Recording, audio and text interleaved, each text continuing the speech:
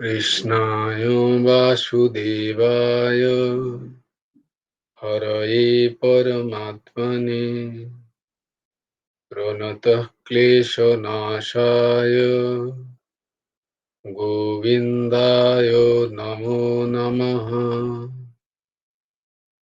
वसुदेवं सुतं देवं कंसचाणूरमर्दनं देवकी परमानन्दम् কৃষ্ণং বন্দে জগদ্গুরুম।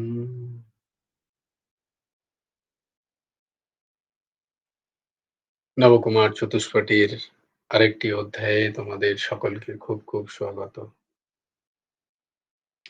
আমরা 1 মিনিটের মধ্যে শ্লোকগুলো করে নিই। শ্রীমদ্ ভগবদ গীতার শ্লোক। ধর্মক্ষেত্রে কুরুক্ষেত্রে সমবেতায়ুযুৎসব মামকাঃ পাণ্ডবাশ্চৈব কিম অকুর্বত সঞ্জয়। यत्र योगेश्वरः कृष्णो यत्र पार्थो धनुर्धरः तत्र श्रीर्विजयो भूतिर्ध्रुवा नीतिर्मतिर्मम। यदा यदा हि धर्मस्य ग्लानिर्भवति भारत अभ्युत्थानमधर्मस्य तदात्मानं सृजाम्यहम्।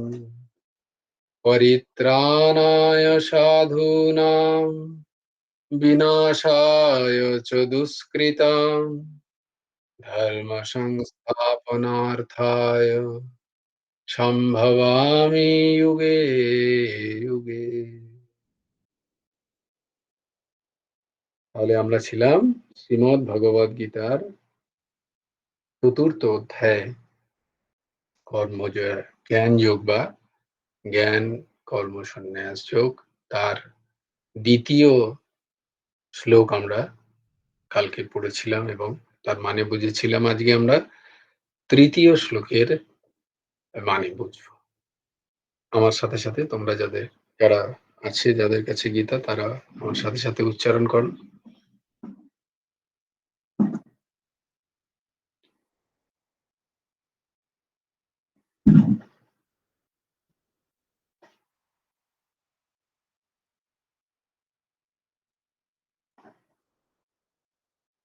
পেয়েছ? স এবায়ং ময়া তিদ্বা স এবায়ং ময়া তিদ্য যোগঃ প্রোক্তঃ পুরাতনঃ योगः प्रोक्तः पुरातनः भक्तोऽसि मे सखा चेति भक्तोऽसि मे सखा चेति रहस्यं हेतदुत्तमम् रहस्यं हेतयुदुत्तमम्। পদচ্ছেদ। মে আমার, ভক্ত চ সখা অসি ভক্ত এবং সখা, ইতি সেই জন্য, সহ এব এই, অয়ম পুরাতন সেই পুরাতন, যোগঃ যোগ, অদ্য ময়া আজ আমি, তে তোমাকে, প্রোক্তঃ বললাম, হি কারণ, এতৎ এটি, উত্তমম অতি গূঢ়, রহস্যম রহস্য। বাংলাটা দেখে নি। তুমি আমার ভক্ত এবং প্রিয় সখা, সেই জন্য এই পুরাতন যোগ আজ তোমাকে বললাম, কারণ এটি অতি গূঢ় রহস্য। তো প্রথমেই ভগবান কি বলছেন? ভক্তোসি মে সখা চেতি। হে অর্জুন, তুমি তো আমার সখা ছিলেই, তুমি আমার সখা ছিলেই, কিন্তু যতদিন তুমি সখা ছিলে ততদিন আমি তোমাকে উপদেশ বা আদেশ করতে পারিনি, কারণ সখাকে, বন্ধুকে উপদেশ বা আদেশ করা যায় না, তাই না? উপদেশ বা আদেশ কাকে করা যায়? না, অধস্তনকে, মানে যে আমার বশ্যতা স্বীকার করেছে। তো শিষ্যকে, যে শিষ্যত্ব স্বীকার করে, তাকে উপদেশ বা আদেশ করা যায়। তাই অর্জুন যখন ভগবানের শিষ্যত্ব, দাসত্ব স্বীকার করলেন, তারপরেই ভগবান এই উপদেশ, গীতা উপদেশ তাকে দান করতে সমর্থ হলেন বা সাহস পেলেন। এতদিন তো তিনি সখাই ছিলেন। অর্জুন তো ছোটবেলা থেকে সখা ভগবান শ্রীকৃষ্ণ। কিন্তু তাকে এতদিন কিন্তু উপদেশ দিতে পারেননি ভগবান। যখন তিনি আহ, কোথায় বললেন না, দ্বিতীয় দ্বিতীয় অধ্যায়ের ৭ম শ্লোক, Just অধ্যায় নাম্বার ২, ৭ নম্বর শ্লোক। অধ্যায় নাম্বার ২ এর ৭ নম্বর শ্লোকটা কি ছিল? তোমরা যদি দেখো, তাহলে দেখো, এটা খুব অত্যন্ত গুরুত্বপূর্ণ একটি শ্লোক, শরণাগতির এক শ্লোক। কারণ গীতা মূলত শরণাগতির গ্রন্থ। সেখানে দ্বিতীয় অধ্যায়ের ৭ম শ্লোকটা কি ছিল? কার্পণ্য দোষ হত স্বভাবঃ পৃচ্ছামি তাম ধর্ম সংরচিতাঃ তত্রেহ সন্নিশ্চিতম ব্রূহি তন্মে শিষ্যস্তেহম সাধি মাম ত্বাম প্রপন্ন। আমি তোমার শিষ্য, আমি তোমার এখন প্রপন্ন, আমি তোমার শরণাগত, প্রপন্ন শরণাগত, আমি শিষ্য। এইবার আমি তুমি আমাকে ব্রূহি, মানে বলো কোনটা ঠিক কোনটা ভুল। আমি ধর্ম সংরচিতা এখন, তুমি আমাকে ঠিকটা বলে দাও হে কৃষ্ণ। কেন কেন ঠিকটা বলবে? না, আমি এখন তোমার প্রপন্ন, আমি তোমার দাসত্ব গ্রহণ করছি, আমি তোমার শরণাগত। তাই যে কথা, সবসময় যে কথা বা যে উপদেশ, যে জ্ঞান নিজ সখাকেও দেওয়া যায় না, ভয় লাগে দিতে, যে সেই জ্ঞানের সে হয়তো উপেক্ষা করবে এই ভেবে যে ঠিক আছে, তুই জানিস তো কি হচ্ছে। কিন্তু সেই জ্ঞান একজন শরণাগত শিষ্যকে, সেই জ্ঞান আধারপূর্ণ, আধার সম্পূর্ণ আহ, অধিকারী কোন শিষ্যকে, শরণাগতকে সেই জ্ঞান দেওয়া যায়, দেন কারা? না, গুরুবর্গরা। ভগবান এখানে জগৎগুরু। তাই তার কাছে যখন অর্জুন শিষ্যত্ব গ্রহণ করছেন, প্রপন্ন হচ্ছেন, তখন সাদি মাম ত্বাম প্রপন্নম, আমি শুধু শিষ্যত্বই গ্রহণ করছি না, আমি প্রপন্নও বটে, আমি তো শিষ্য বটেই, আমি তোমার শরণাগত। শুধু শুধু শিষ্য হলে হবে না, কিন্তু তাহলে প্রপন্নতা হতে হবে, মানে শরণাগত হতে হবে। তো আমাদের ক্ষেত্রে ভগবান এখানে যেটা দেখাচ্ছেন, যে আমরা কি করি, যে আমরা যখন যে সমস্ত বস্তু আমাদের কাছে আসে, এক তো তার অস্তিত্ব জানি না।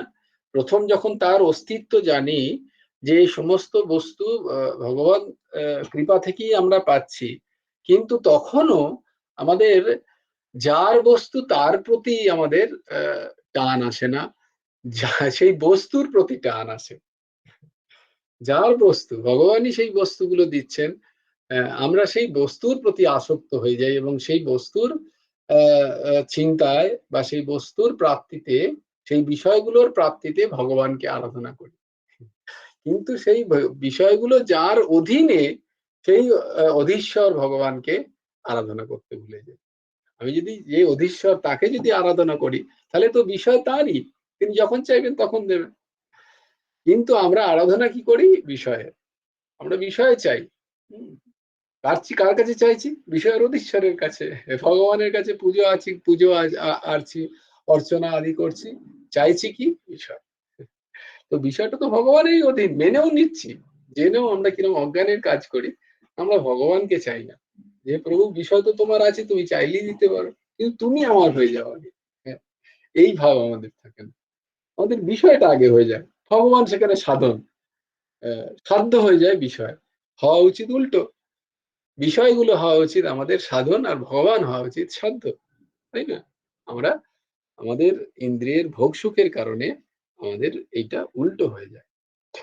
তারপর ভগবান এখানে বলছেন, সে স এবায়ং ময়াতি অদ্য যোগ প্রক্ত পুরাতন। এই যোগ পুরাতন, অত্যন্ত পুরাতন।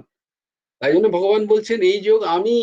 দেখো এইখানে তোমাদের বলেছিলাম না, এই এই অধ্যায়ের শুরুতেই বলেছিলাম না যে আমরা কি জানবো এই অধ্যায়ে? আমরা এখানে ভগবান তাকে চেনাচ্ছেন। ভগবান বিভিন্ন সময় তাকে চেনাচ্ছেন যে আমি কে সেটা চেনো? কে বলছে? আগে সেটা দেখো। আমরা আগে দেখি না যে আমাদের ফ্যাকাল্টিতে কোন প্রফেসর কি তার কি তার ডিগ্রিজ আছে সেগুলো আগে আমরা দেখে নিই, তাই না? তখন আমাদের ও he is from IIT, or ও he is a doctor, or আরে বাপরে এ তো ম্যানেজমেন্টের একজন বিশাল বড় হঞ্চ। So we are so interested to listen their lecture. একই কথা যদি এই দাসও বলে, ঠিক এ তো কিছুই জানে না, নাট বল্টু টাইট করে এর কাছ থেকে আর কি শুনবো। একই কথা কিন্তু। সে হয়তো সেই স্তরেই বলছে। কিন্তু সেই ভক্তি জাগে না বা সেই শ্রদ্ধা জাগে না যদি আমি একজন সেরা মানুষের কাছে যদি শুনি যার সেই কোয়ালিটিস তার সেই ডিগ্রিজ গুলো আছে। আ তার কাছ থেকে যদি শুনি, ভালো লাগে। শুনতে না, না এ ঠিক বলছেন। যেমন দুদিন আগে একজনকে শুনছিলাম, আ স্বামীনারায়ণ উনার নামটা কি যেন? ভুলে গেলাম। খুব উচ্চকোটির উনিও বক্তা। উনি এরকম মোটিভেশনাল স্পিচ দেন। বাট সন্ন্যাসী। তো তিনি বলছিলেন যে এখন ওয়ার্ল্ড এর তার নামও আমি ভুলে যাচ্ছি। ওখানে বলছিলেন তিনি তার নামও। যে তিনিও ওরকম মোটিভেশনাল স্পিচ করেন আরকি। মানে মোটিভেশনাল আ মোটিভেশন কে বাংলা কি বলবো? বাংলা কি হবে রে? মোটিভেশনাল আ মোটিভেশনাল স্পিচ। হ্যাঁ, অনুপ্রেরণাদায়ক বক্তব্য। অনুপ্রেরণাদায়ী বা যারা বক্তব্য রাখেন এরকম যারা এখন হয়েছেন, তারা কিন্তু ভেরি হাইলি পেড, ভীষণ প্রচুর পয়সা নেন।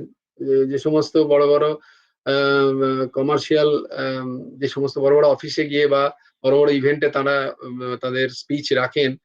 দে আর ভেরি হাইলি পেড। এরকম একজন প্রচন্ড হাইলি পেড বোধহয় একটা বক্তব্য রাখার জন্য ১৫,০০,০০০ টাকা নেন বোধহয়। And he is the highest paid, 15 lakh something. Oh, 1.5 million? My God. So 15 lakhs. It's 15 lakh only, no? হ্যাঁ, so 15 lakh ঠিকই বলেছে। একটা বক্তব্য রাখার জন্য সে হয়তো ১.৫ বা ২ ঘন্টা বক্তব্য রাখেন অ্যান্ড আমেরিকান বোধহয়। আমেরিকান কোন। তিনি নেন ১৫,০০,০০০ টাকা।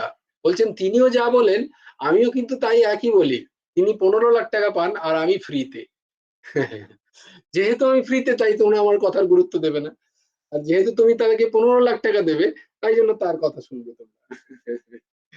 সো বিষয়টা এটা। আমরা তাই জন্য দেখে নিই যে কে। তাই জন্য আমাদের আমি একবার অজ্ঞান তখন খুবই অজ্ঞানী। এখনো অজ্ঞানী, বলো না হরিবল। তখন আমি আমার গুরুদেবকে জিজ্ঞেস করেছিলাম। আমাদের গুরুদেবের প্রত্যেকটা বইয়েই লেখা আছে যে আ পরমহংস ঠাকুর শ্রী, শ্রী হেমন্ত দেব রাষ্ট্রপতি পুরস্কার প্রাপ্ত, পদকত্রয় বিভূষিত এবং ছট তীর্থ, সেই ছট তীর্থ কি, কি সেটা লেখা আছে। মানে ৩, ৪, ৬ টা বিষয়ে তিনি গ্র্যাজুয়েশন করেছিলেন। হ্যাঁ, he was a graduation in 6 subjects. Chhath তীর্থ, কাব্য, ব্যাকরণ, পুরাণ, সাংখ্য, বেদান্ত, উপনিষদ। এই ৬ টা বিষয়ে তিনি গ্র্যাজুয়েশন করেছিলেন। বলা হয় সেই সময়কার তার জীবদ্দশায় ভারতবর্ষে ওইরকম পণ্ডিত কেউ ছিলেন না।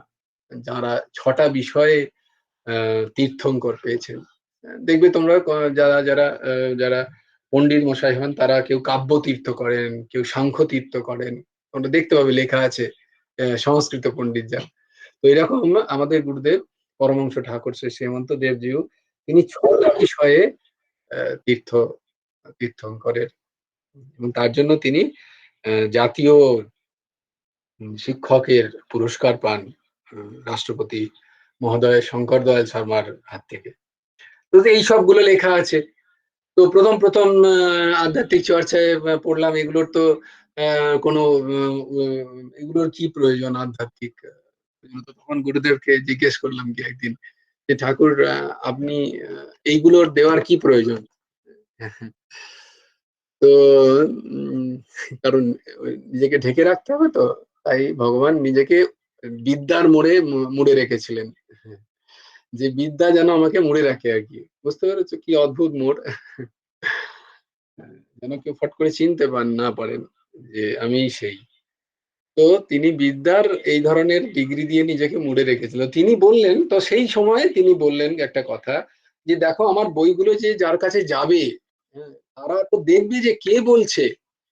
হ্যাঁ, সেখানে যদি শুধু লেখা থাকে পরমহংস ঠাকুর শিষ্য, ঠিক আছে, তুমি আমার শিষ্য, তুমি মেনে নিচ্ছ, তোমার প্রতি আমার প্রতি শ্রদ্ধা আছে, তুমি আমার বই পড়বে, কিন্তু এমন একজনের হাতে গেল ধরো এই বইটা, যে আমার শিষ্য নয়, যে আমাকে চেনে না, তাহলে সে যখন দেখবে আমার এই উপাধিগুলো, তখন বলবে বাবা রে, এত বড় পণ্ডিত, তাহলে তো এর বই নিশ্চয়ই পড়ে দেবে, মানে যিনি যেটা বলছেন এর মধ্যে কোনো সারগর্ভ বিষয় আছে, চিন্তা করা দরকার। তাই জন্য ভগবান চতুর্থ অধ্যায়ে এসে নিজেকে চেনাচ্ছেন। সেই চেনানোর প্রথম শুরুই হলো এইখানটায়, যে তিনি বলছেন দেখো, যে প্রথম হচ্ছে তুমি যতক্ষণ আমার সখা ছিলে ততক্ষণ তোমায় বলতে পারিনি, তুমি যখন আমার দাসত্ব স্বীকার করলে তখন দেখো, প্রথমেই নিজেকে গুরু রূপে প্রতিষ্ঠা করছেন ভগবান, যে আমি সেই আদি গুরু, আমার সেই অধিকার আছে, যোগ্যতা আছে তোমাকে উপদেশ দেওয়ার, চেনো অর্জুন আমি কে। এবং কে, তারপরে কি বলছেন না, সৃষ্টির আদিতে সূর্যকে আমি যে কর্মযোগের উপদেশ দিয়েছিলাম, তা আজ পুনর্বার তোমায় দিচ্ছি। মানে সৃষ্টির আদি থেকে আমি আছি। অর্জুন, এই যে সামনে তোমার যে সখা সখা যে আছে তুমি সামনে দেখতে পাচ্ছ, সে কিন্তু সৃষ্টির আদি থেকে আছে। তাহলে আমি সেই আদি পুরুষ, এইটাও তুমি ধারণা করো। এবং এই যোগ আমারই প্রবর্তিত। বহুদিন পার হয়ে যাওয়ায় এই যোগ অপ্রকটিত হয়ে গেছিল। নষ্ট মানে কিন্তু নষ্ট হয়ে যাওয়া নয়, অপ্রকটিত হয়ে যাওয়া, প্রকট অবস্থায় সেটা নেই। যেমন তোমাদের বললাম, it is there on the nature. Now ভগবান আবার সেটাকে প্রকট করছেন, তার রূপ প্রদর্শন করছেন। আমি অবতার রূপে আবির্ভূত হয়েছি এবং সেই যোগগুলোকে আবার পুনরায় প্রকটিত করছি। সুতরাং অনাদিকাল থেকে যে কর্মযোগ মানুষকে কর্মবন্ধন থেকে মুক্ত করে, এই কর্মযোগ, কিন্তু এই কর্মযোগই আবার কর্মের বন্ধন থেকে মুক্ত করে। যে কর্মবন্ধন থেকে মুক্ত করে, সেটাই হলো কর্মযোগ। এইটা আমি তোমাকে কে দিচ্ছে, না যে সূর্যকে দিয়েছিল প্রথমে সৃষ্টির আদিতে, সেই আমি। তো please recognise me, who am I. ভগবান, আমি সৃষ্টির আদিতে সূর্যকে উপদেশ দিয়েছিলাম এবং সেই উপদেশই আজ তোমায় দিচ্ছি। তো এখানে কিন্তু দেখাচ্ছে কি, না আমি তোমার সারথি, আমি তোমার ড্রাইভার, এবং আমি তোমার উপদেশও তুমি যা বলছো আমি সেটা পালনও করছি। কিন্তু এই ভ্রমে তুমি ফেসো না। যখন আমি এই অবস্থায় আছি, now you should find as a I am thy, আমি সেই, আহ, যা আমি সৃষ্টির আদিতে সূর্যকে দিয়েছিলাম, তাই আজকে সাক্ষাৎ তোমাকে উম, সেই গুপ্ত উপদেশ, সেই রহস্যমণ্ডিত উপদেশ তোমাকে দিচ্ছি। দেখো, রহস্য কাকে বলে, না কোনো ব্যাপার যেটাকে সহজে ধরা যায় না, সেটাই রহস্য। আমরা যারা ডিটেকটিভ বই পড়তে ভালোবাসি, তোমরা জানি না কতজন পড়েছো, ফেলুদা, শার্লক হোমস, ব্যোমকেশ বক্সী, দারুণ দারুণ সমস্ত গল্প। তো সেখানে একটা রহস্য থাকতো। হ্যাঁ, তো সেই রহস্য মানে কি, যেটা সহজে কেউ জানতে না পারে, সেটাই রহস্য। মানে what you can say in English, হ্যাঁ, হ্যাঁ, মানে something which is to be, yeah, which is to be discovered or which is to be cracked, unfold, yes, it is folded, সেইটাকে বলে রহস্য। তাহলে এখানেই রহস্যটা কি, রহস্য এটাই, যে সেই আমি আজকে এই অবতার রূপে তোমার সামনে দাঁড়িয়ে আছি, এটা একটা রহস্য। আমি সেই, এটা একটা রহস্য। তুমি আমাকে সামান্য অস্থি মজ্জা রক্তের শরীর বলে ভেবো না। হ্যাঁ, আমি সেই, নিজেকে আদি উপদেষ্টা বলে ভগবান যেন সমস্ত মানবকুলের গুরু বলে নিজেকে পরিচয় দিচ্ছেন এবং প্রতিষ্ঠা করছেন। কিন্তু বললেন তাহলে ভগবান এখানে কেন নিজেকে প্রকাশ করছেন? না, এখানে রামসুখদাসজি মহারাজ বলছেন যে নাটক যখন হয় তখন তুমি ধরো খুব সুন্দর সেজে গুজে আছো নাটকে, তুমি নাটক করলে, তুমি নাটকে স্বাভাবিকভাবে সবাইকে চেনাতে দেবে না যে তুমি কে। কিন্তু তোমার খুব কাছের একজন মানুষ এসছে তোমার কাছে, তা সে হয়তো চিনতে পারছে না, তখন বলবে এই আমাকে চিনতে পারছিস না, আমি তো এই। তো এখানে তাই জন্য ভগবান নিজেকে প্রকাশ করছেন, কারণ অর্জুন তার খুব কাছের সখা, অত্যন্ত প্রিয় তার কাছে, তাই জন্য তিনি তার এই রহস্যকে উদ্ঘাটিত করছেন। He is unfolding that. Yes, because তুমি পড়েও সেই রহস্য কি তুমি জানতে পারছো? হ্যাঁ, কলাবিকা দারুণ একটা প্রশ্ন করেছে এখানে। হ্যাঁ, দারুণ একটা যদিও কলাপিকার খারাপ না লাগলে তাহলে একটা ভাব এসে বলি। বলছে মারবো। আমাদের কেমিস্ট্রি, আবার বলি সেই মৃগাঙ্কর কথা মনে পড়ে গেল, কেমিস্ট্রি ক্লাসে মৃগাঙ্ক ছিল। তো মৃগাঙ্ক প্রায়ই প্রশ্ন করতো, তো তার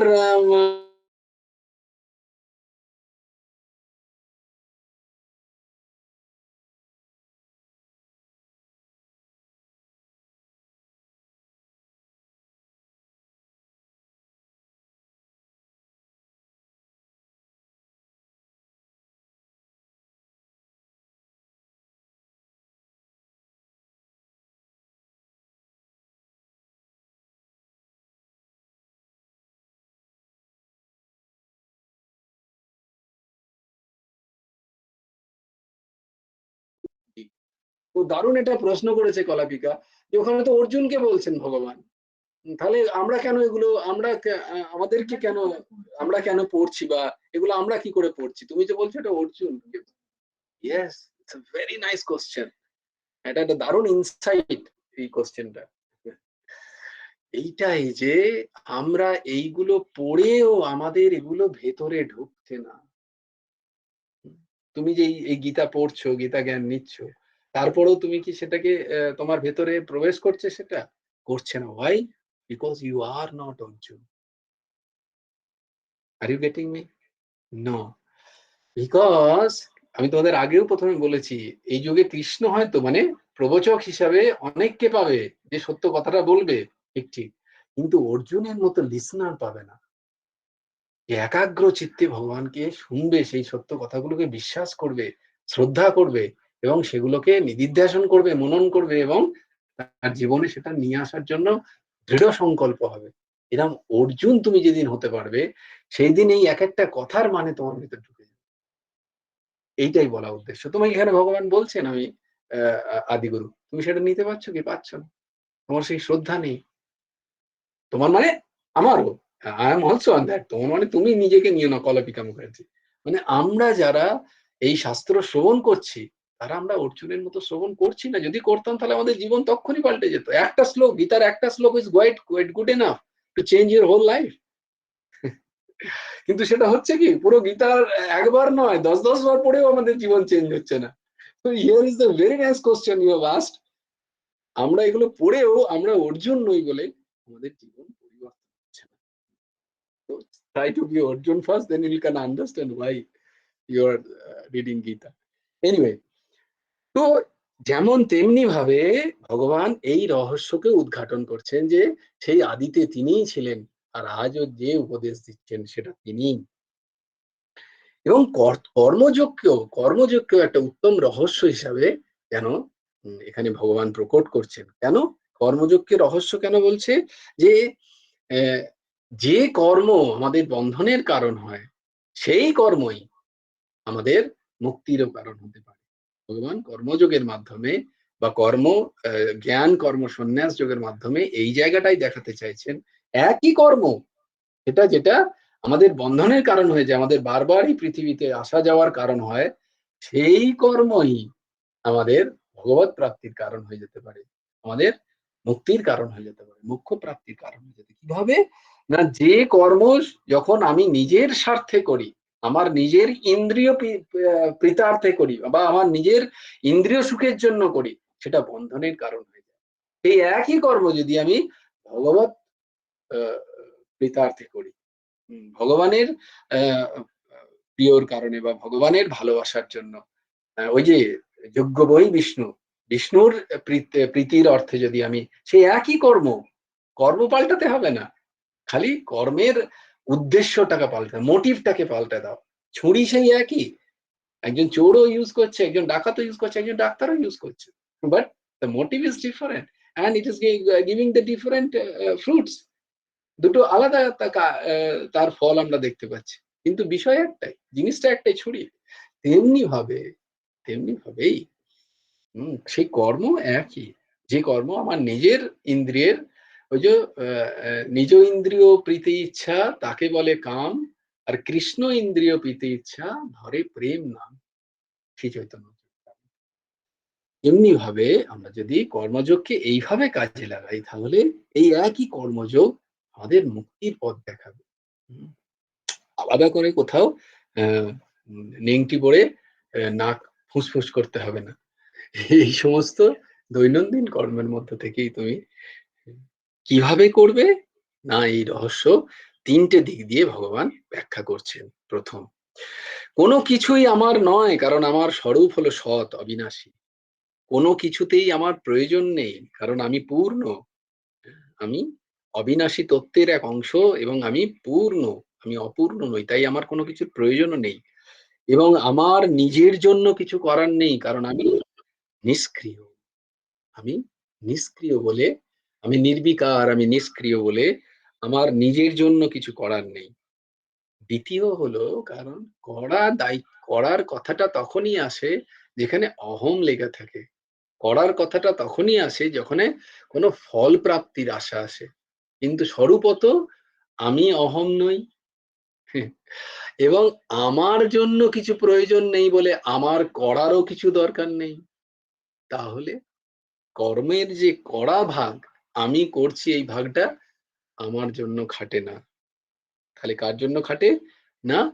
সামনের জন্য, জগতের জন্য, যার বিষয় তাদের জন্য। এইভাবে যদি আমরা কর্মযোগ করি, তৃতীয় কারণ হলো স্বরূপ সৎ এবং সম্পূর্ণ। তুমি যে স্বস্বরূপ, সেটি সৎ এবং সেটা সম্পূর্ণ, সেটা অসৎ নয়।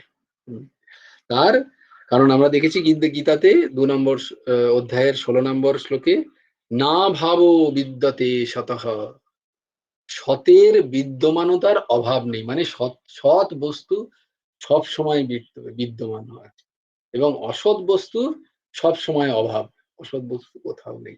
এই ভাব আমরা, সেই ব্যাখ্যা আমরা পড়েছি। তাই জন্য কর্মযোগের কর্ম হচ্ছে সংসারের জন্য, প্রকৃতির জন্য, আর যোগ হচ্ছে নিজের জন্য। এই ভাব নিয়ে যদি কর্ম করা হয়, তাহলে সেটাই হয়ে যাবে কর্ম যোগ। আর সেই কর্মই আমাকে আমার উৎসের সাথে যোগ করে দেবে। জয় গুরু Radhe. Any question? Very good, no question. আমি তাড়াতাড়ি বলে দিলাম। কারোর কোনো প্রশ্ন আছে? হ্যাঁ রে ঊর্ধ্বসীমা, তোদের কতদিন পরীক্ষা হবে? আজকে জয়েন করেনি তো, অর্ঘ্য কি ব্যাপার? তোদের পরীক্ষা কতদিন? হ্যাঁ, বুঝলাম না। ইন্টারমিডিয়েট? ও, একটাই পরীক্ষা ছিল? আচ্ছা আচ্ছা, বেশ, তাহলে ঠিক আছে। বেশ, সবাই হাত জোড় করো। দুটো পরীক্ষা? তো সে জয়গুরু। কথা। হ্যাঁ, জয়গুরু রাধেশ্যাম দিদি। হ্যাঁ, বলছি যে শ্লোক দুটো আরেকবার বলে দাও। শ্লোকটা? হ্যাঁ, আজকে হ্যাঁ যেটা করলো। হ্যাঁ, বই প্রথমেই বলেছিলাম। শ্লোকটা হচ্ছে, ছ এবায়ম ময়া তেদ্য, স এবায়ম ময়া তেদ্য যোগঃ প্रोक्तः পুরাতনঃ, যোগঃ प्रोक्तः পুরাতনঃ, ভক্তো সি মে সখা চেতি, ভক্তো সি মে সখা চেতি, রহস্যম হেতদুত্তমম, রহস্যম হেতদুত্তমম। বেশ, সবাই হাত জোড় করো। রাধে শ্যাম, রাধে শ্যাম, শ্যাম শ্যাম রাধে রাধে, রাধে কৃষ্ণ, রাধে কৃষ্ণ, কৃষ্ণ কৃষ্ণ রাধে রাধে। জয় গুরু রাধে শ্যাম। জয় জয় পরমহংস ঠাকুর শ্রী শ্রী গুরু জয়। আপন আপন গুরু ভগবানের জয়। জয় গুরু রাধে শ্যাম।